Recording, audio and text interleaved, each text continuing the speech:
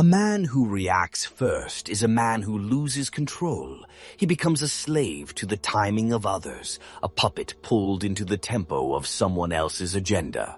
While he's scrambling to respond, his opponent is already setting the next trap. This is the silent reason why the most dominant figures in courts, corporations, or kingdoms always appear calm, even slow. Not because they're weak, but because they understand something most never do. Timing is power, and the first to react is usually the first to fall. Niccolò Machiavelli warned against being predictable, but more than that, he warned against being immediately responsive. In politics, the man who reacts first is the man who shows his cards. He reveals his emotional state, his desperation, his lack of leverage. The power player waits, watches, lets others reveal themselves first, their fears, their intentions, their level of control. And then, only when the field is fully visible, he moves. This is not cowardice. It's precision. It's the art of controlling outcomes by controlling your own impulses. And in this era of instant messages, viral outrage, and fast emotional bait, the ability to not react is the modern version of psychological invincibility. Reaction is surrender in disguise. The moment someone can provoke you into reacting, they have already taken something from you, your balance, your detachment, your power to choose when and how to engage. This is why provocateurs never fear the impulsive man. They fear the one who stares through them, unmoved. The one who listens but gives nothing back. The one who says without a single word, "You are not worth my energy." Not yet. Machiavelli's model of power wasn't built on speed. It was built on restraint, emotional discipline, a willingness to let chaos unfold, as long as it unfolded on the enemy's side first. Think of every great betrayal in history. The fool reacts instantly, loudly, seeking justice. The master waits, gathers positions, then strikes when it benefits him most. The one who moves first must guess. There's a reason generals in war bait their enemies into attacking first. The attacker must guess the defender's strategy. They must commit before they see the full layout. And once committed, they cannot take it back. The same applies in verbal disputes, negotiations, or psychological warfare. The one who reacts first doesn't just show his position. He also becomes trapped inside it. Reacting first is gambling before you've even seen the table. But when you delay even just by seconds, you force others to reveal more. You watch them twitch, stumble, adjust. You see how confident they really are. You measure their reach, their fear, their weakness. This silence gives you more than time. It gives you intel, and that intel is your edge. People reveal themselves when you don't. Most people fear silence. It makes them uncomfortable. When you don't react, they keep talking, trying to fill the void, trying to force your response. But in doing so, they overexpose themselves. They reveal their insecurities, their intentions, their emotional state. And all you had to do was not speak. Machiavelli would walk into court and say little. He let others make assumptions, let them talk too much. Then, when they thought they had him figured out, he would speak, briefly, precisely, and with impact. He didn't win by being the loudest. He won by forcing others to disarm themselves with their own mouths. In your own life, this is the rule. When someone pressures you to respond now, don't. Make them sit in the discomfort. Make them reveal their game. Timing is a weapon. Use it deliberately. To the untrained, delayed reaction looks like hesitation. But to the strategist, it's leverage. A pause before answering a question makes your response seem measured, not emotional. A delay in confrontation creates tension, and tension makes people second-guess their next move. If someone insults you, don't clap back immediately. Hold eye contact. Say nothing. Let the silence harden. That moment, that absence of response, often does more damage than any insult could, because they'll spend the next hour, day, or week wondering what you're going to do, and the imagination always punishes harder than reality. Machiavelli knew that fear of the unknown creates more submission than force ever could. He used timing like poison, invisible but always working. First reaction equals first exposure equals first target. In dangerous environments, political, corporate, or social, the first to speak becomes the focal point. The first to move becomes the benchmark. And often the first to react becomes the scapegoat. This is why real power doesn't seek to win the moment. It seeks to win the dynamic. And the dynamic is always tilted in favor of the one who watches. Let them come to you. Let them strike first. Let them try to corner you into a reaction. But give them nothing until your silence becomes unbearable. And then, when you do act, do so with such disproportionate clarity that they realize you were never sleeping. You were waiting. Control is more powerful than victory. If you lash out and win, people fear your temper. If you wait, calculate, and win, people fear your mind. This is what Machiavelli understood better than anyone. He didn't want to be seen as merely dangerous. He wanted to be seen as in control, because control survives longer than brute force. It earns respect that fear alone cannot, and it makes people think twice, not just about attacking you, but even about involving you. When people speak of you, let them say, "He never speaks unless it's necessary. She never shows her hand, but when she moves, everything changes." You won't even realize you lost until weeks later. That is what untouchable power sounds like. When you refuse to react first, you're not surrendering the moment. You're owning the game board. You're forcing everyone else to play faster, louder, sloppier. And in that chaos, you are the constant, the one who cannot be shaken, the one who cannot be baited, the one who, when he finally speaks, ends the conversation. The most dangerous men are not those who speak first, shout the loudest, or charge into every battle with fists clenched. The most dangerous are the ones who don't flinch, who don't respond, who don't rush. They watch.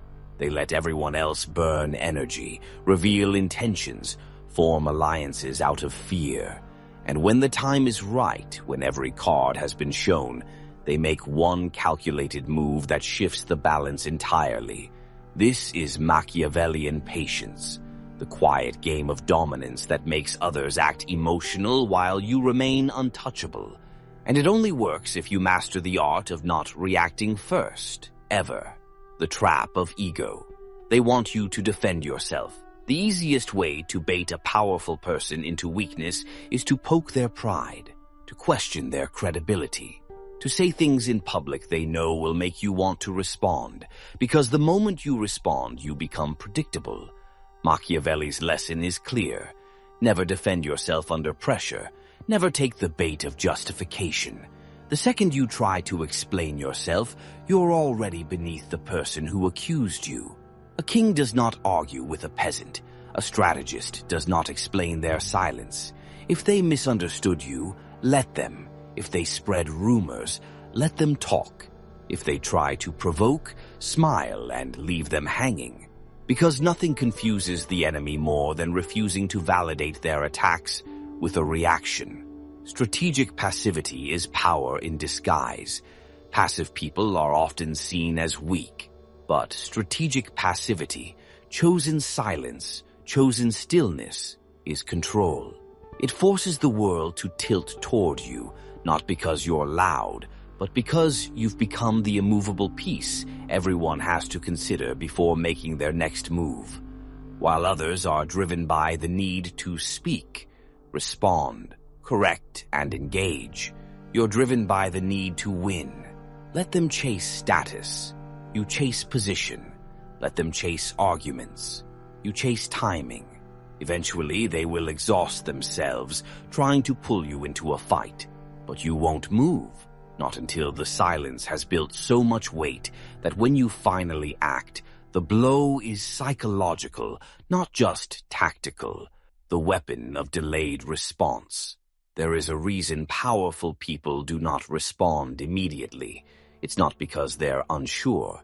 It's because every delay shifts the psychological pressure back onto the opponent. Delay is dominance. It shows that you are not ruled by others' clocks, that you answer when you decide, not when summoned. In personal disputes, a pause before answering makes your opponent over-explain. A day of silence after an insult makes them question if they went too far. A week of no comment after a rumor lets the rumor rot under its own weight. Machiavelli would weaponize time like a scalpel, not because he needed to stall, but because he knew they would destroy themselves in the waiting. Emotions are bait. Let others reveal theirs first. Every emotional outburst is a confession. Anger reveals fear. Defensiveness reveals insecurity. Over-apologizing reveals guilt. When you react emotionally, even if you're right, you hand your opponent a map of your psychology. They now know what triggers you, what offends you, what you're desperate to protect. Machiavelli never showed anger unless it was part of the plan. He'd let others display their fury first, to learn how they operated, what their priorities were, what fears hid beneath their noise. And once he saw their weakness, he struck with calm, merciless precision. The lesson is this: let others feel first. Let them bleed emotion. You stay composed, because whoever stays composed controls the rhythm of the war. The power of being unreadable. There is a particular kind of fear that surrounds unreadable people, those who do not react the way others expect, the ones whose faces reveal nothing, whose tone never shifts, whose timing cannot be predicted. This isn't about being robotic. It's about being deliberately untraceable. When people don't know what offends you, they don't know how to offend you. When they don't know what excites you, they don't know how to manipulate you. To be unreadable is to be ungraspable, and to be ungraspable is to be uncontrollable. If you want to be untouchable, learn to let others study your silence while you study their desperation to break it. That desperation is your advantage. Let others make the first mistake. When you hold back your reaction, the burden of action falls on the other person. And people under pressure, especially when trying to manipulate you, often overplay their hand. They try too hard, they reveal too much, they move too early, and in doing so, they create vulnerabilities that wouldn't have existed if you'd reacted first. Let them lie, let them posture, let them build their trap too wide. You stand just outside its reach, watching, waiting, letting them believe they've won. Then, when they've exposed themselves, you move, and it doesn't have to be loud. One quiet, well-timed strike ruins 1,000 moves made in noise. In stillness, you become a mirror. One of Machiavelli's most subtle tactics was to let people project their thoughts, fears, and expectations onto him. He'd remain vague, quiet, unreadable, and in that vacuum, people would start imagining who he was. They'd assign motives to him. Paranoia, respect, fear, but it was all their own reflection. He simply mirrored it back. When you react first, you rob people of this projection. But when you remain still, they fill the silence with their own assumptions, often ones that serve your advantage. Let them think you're angry. Let them think you're weak. Let them guess. Every wrong assumption weakens their future strategy. Do nothing and let the room turn. Sometimes the greatest move is none at all. When a group turns against you, don't beg. When they whisper, don't defend. When they act unjustly, don't flail. Just wait. Watch. Let it play out. Because people who betray, slander, or provoke usually burn their own credibility in the process if you give them enough rope. Machiavelli would sit through betrayals, knowing that over time, factions would collapse on their own contradictions. And when they did, he'd step back in, unchanged, unmoved, undamaged. The longer you can do nothing while others self-destruct, the more terrifying your presence becomes. They'll say he didn't even react. She didn't move a finger, and yet we lost. That's not just dominance. That's myth. You don't need to speak first. You don't need to respond at all. Let the world scream. Let the room turn. Let your enemies bleed their energy trying to force your hand. Because when you master the power of silence, timing, and emotional stillness, you don't just become feared, you become untouchable. In the corridors of power, real authority is rarely the one giving the loudest speech. It's the one whose silence shifts the atmosphere.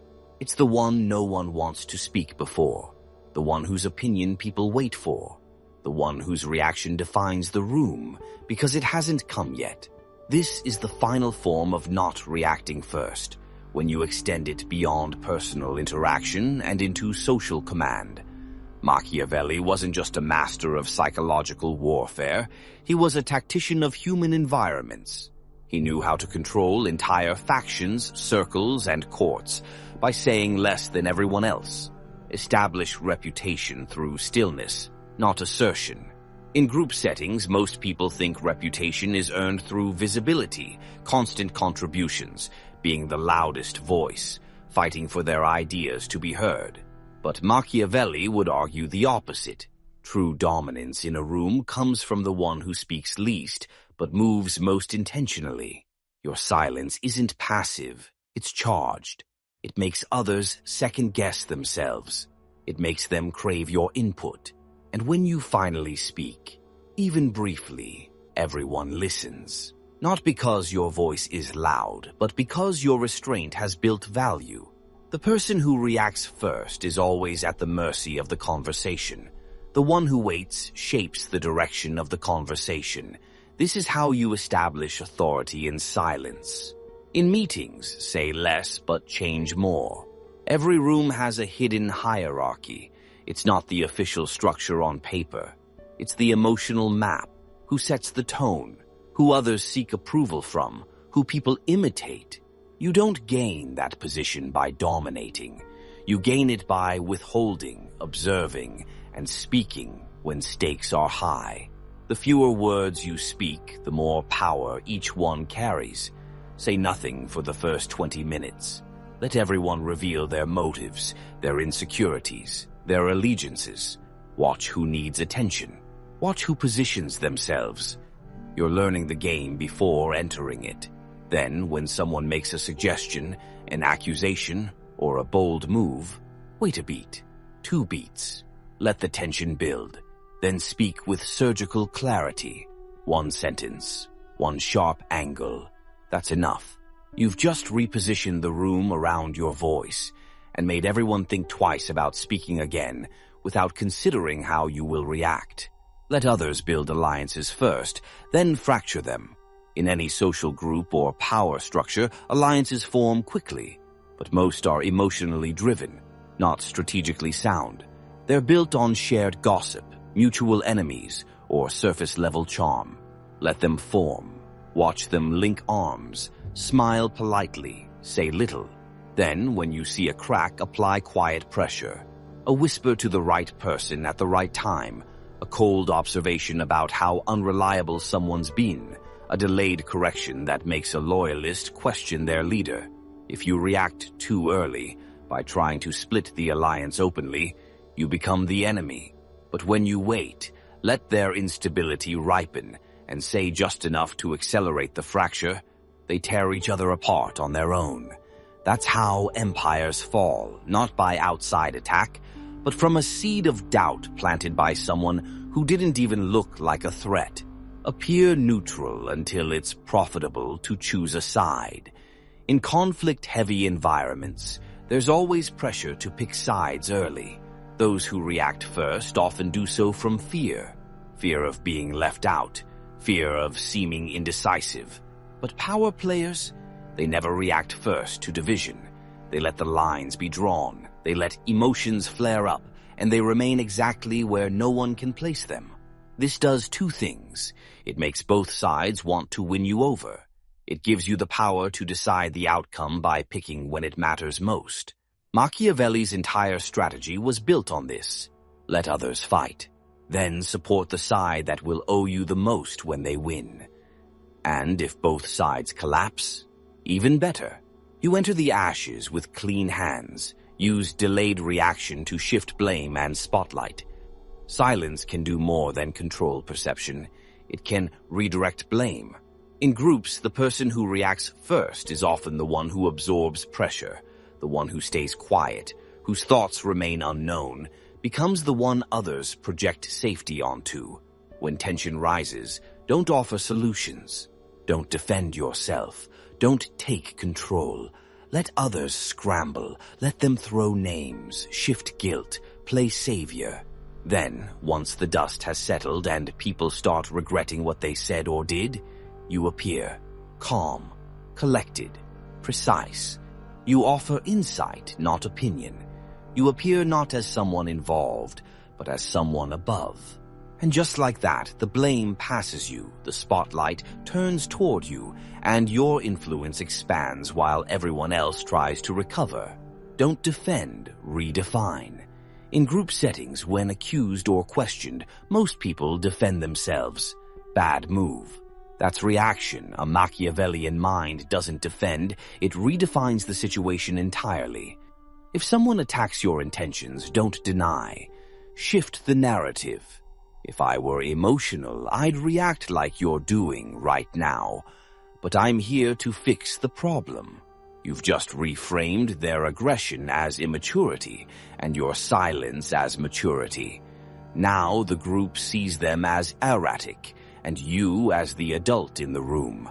Every reaction is a trap, but every pause is a door, a chance to walk out of the accusation into higher ground. And when you reframe rather than respond, you set the narrative that everyone else now has to follow. Time the final move so it feels inevitable. When you never react first, and when you let others reveal, divide, accuse, defend, and collapse, your eventual move becomes mythical. Not because it's dramatic, but because you waited until the moment where any other move would seem foolish.